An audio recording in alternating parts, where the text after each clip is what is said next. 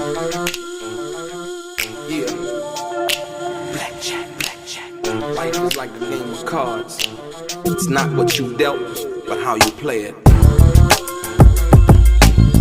Yeah. Blackjack. To play each situation correctly. I remember they used to laugh at a brother. Welcome back, guys. Welcome back. It's your boy DELRAY, Richardson, platinum artist, platinum songwriter, Straight Game TV. Thank you for tuning in. I appreciate your time. I appreciate you guys subscribing to the channel. Hit the thumbs up button. If you haven't subscribed, please do. And if you want to be one of the first people notified when I drop some of this straight game, just please hit the bell notification. Like I said, I really, really appreciate you guys rocking with me, rolling with me, and just clicking the play button. Like I said, I'm coming to bring you nothing but facts, nothing but truth, unbiased information in regards to my late brother 2Pac Shakur. I'll be talking about various other things, but at this particular time, this is where I'm at. So like I said, once again, thank you. As you know, I posted a video recently of the visit down to the museum in downtown Los Angeles at LA Live, and it's a museum in regards to all the Tupac memorabilia, poems, letters, contracts, things of that nature, his clothes, important events that happened in his life, being born, growing up, in the Panther life, the Black Panther life, and so on and so forth. But there was one thing in particular that struck me that deals with a lot of black males, I would say in particular, but also dealing with Tupac, and it's dealing with the situation involving Afeni not telling Tupac who his real father was. But this one letter in particular exposes not only what she told him, but what he believed at that particular time. And I'm gonna give you the dynamics of the many effects of that situation when you deal with that, because Tupac spoke as much on it in his life. You know what I mean? In one interview, he basically said, "You can tell how by the way that I talk. If you talk to me, if you met me, that I didn't have a father present." You understand what I'm saying? And it was so poignant that he spoke on that, because that played a major part in who he was and some of the things that he did and didn't do. And in this letter, I'm going to get right into it. It's titled "The Panther and the Gangster," and it's chapter 1. And you can read along. And it says, "My father's life is a mystery to me, but I will share what little information I do have with you. His given name was Kenneth Saunders. He had a daughter from his first marriage before my mom, and he was a well-known gangster in the streets of Harlem, New York. But not by Kenneth Saunders on the streets. He was known as Legs. Because of his tall stature and his large physical build. I also know that he was an addicted freebaser and a natural sweet-talking con man. I know this from personal experience. Besides that, that's all I know about my father. It's a shame all I have is a half of a page history on the man who helped bring me into this world. I can say he was good to me for the 6 months I spent with him. But in the words of the classic song, Papa was a rolling stone. Wherever he laid his hat was his home. And when he died, all he left me was alone." I find that very revealing, very sad, and very unfortunate.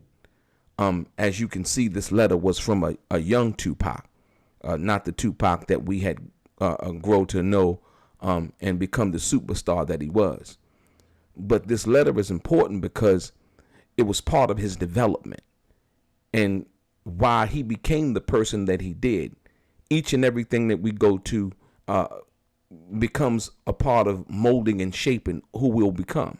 we basically are the sum of our experiences, right? And so with this letter, what it says to me is that his mother didn't tell him who his real father was. And I'm not sure if 2Pac ever forgave her for that, if you will. Because, like I said before, the first time 2Pac had met his real father, that he knew who he was and was able to discern, truth from lie, fact from fiction, was when he was shot in Bellevue Hospital after the Quad Studio situation. And so the most interesting part about this is the fact that I also have a picture of 2Pac's birth certificate, right? And on his birth certificate, as you can see right here, Afeni didn't put, it has Afeni Shakur name on it, it has 2Pac's name on there, but she didn't put Mr. Kenneth Saunders, who she had told 2Pac was his father. And she also didn't put Mr. Billy Garland, who she knew was 2Pac's father. You understand what I'm saying? And I don't know if it was because of some of the things that she was going through at that particular time. 2Pac had talked about, his mother's drug use and so on and so forth. I don't really know, that aspect of it. But like I said, when 2Pac was old enough, once he was in the hospital shot up, he said, there was this guy who came into the hospital who looked just like him. And he knew that, from that point on, that was his father. And so this is very, very interesting to me, because a lot of black males and our development to become men, the father is missing in the household. And a woman can't show a man how to be a man. It takes another man, real man, should I say, to be able to do that. And so, I